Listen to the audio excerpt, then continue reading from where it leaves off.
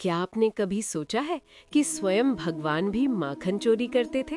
जी हाँ, वृंदावन की गलियों में एक नन्हा सा शरारती बालक था, जिसकी मुस्कान पर पूरा गोकुल अपना दिल हार बैठता था। यमुना किनारे बसा छोटा सा गांव गोकुल।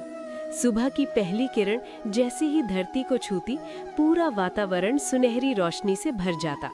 गायों की मधुर घंटियां, मोरों का नृत्य और हर घर से आती माखन मथने की आवाज। इसी गोकुल में रहते थे नन्हे कान्हा। घुंघराले काले बाल, माथे पर मोरपंख, बड़ी बड़ी चमकती आंखें और चेहरे पर मासूम सी मुस्कान। कान्हा को सबसे ज्यादा क्या पसंद था? माखन। सफेद, मुलायम, ताजा माखन। माँ यशोदा रोज बड़ी प्रेम से माखन बनाती, लेकिन उन्हें एक चिंता हमेशा रहती कि आज मेरा लाल फिर माखन चोरी न कर ले। इसलिए वो माखन को मिट्टी की मटकी में भरकर छत से बहुत ऊंचाई पर टांग देती।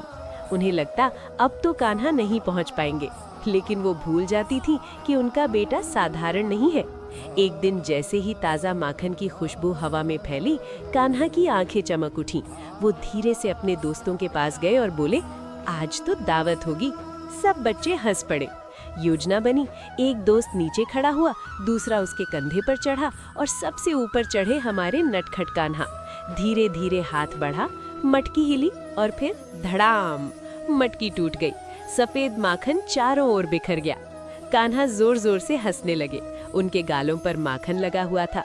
उन्होंने माखन अपने दोस्तों को खिलाया और बाहर बैठे बंदरों को भी बुलाकर खिलाया। पूरा कमरा हंसी से गूंज उठा।